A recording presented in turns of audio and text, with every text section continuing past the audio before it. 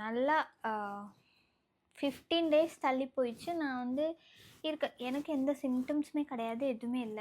So இருக்காது. கண்டிப்பா இருக்காதுன்னு தான் நான் ஸ்ட்ராங்கா ஏன்னா எந்த சிம்டம்ஸுமே இல்லையே!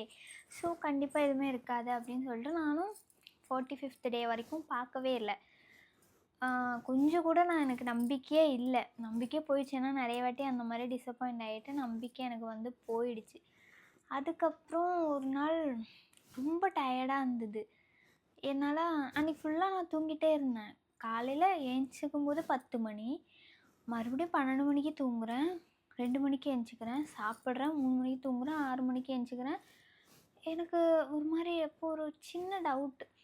சரி, எப்பவுமே செக் பண்ணும்போது வந்து நானும் என் ஹஸ்பண்டும் சேர்ந்து தான். சேர்ந்து மீன்ஸ் கார்டு வாங்கிட்டு வருவாங்க. நாங்க சேர்ந்து செக் பண்ணி பார்ப்போம். இருக்காது. டிசப்பாயிண்ட் ஆயிடுவோம் 2 பேரும் சேர்ந்து. அப்போ இந்த வாட்டி நான் என்ன நெனச்சேன்னா, ஓகே நம்ம வந்து தெரியாம போட்டு பார்க்கலாம். இருந்தா அது வந்து வேலண்டைன்ஸ் டே வீக் அந்த February 9th அந்த டைம் வந்து வேலண்டைன்ஸ் டே வீக்ல. ஸோ ஒரு கார்டு வாங்கி வைப்போம். அப்போ கரெக்ட்டா ஹஸ்பண்ட் வந்து ஏதோ வேலையா வெளிய போயிட்டாங்க. நான் வந்து நெனச்சேன், சரி நம்ம கார்டு வாங்கி வைப்போம். February 14th வரைக்கும் வெயிட் பண்ணலாம்.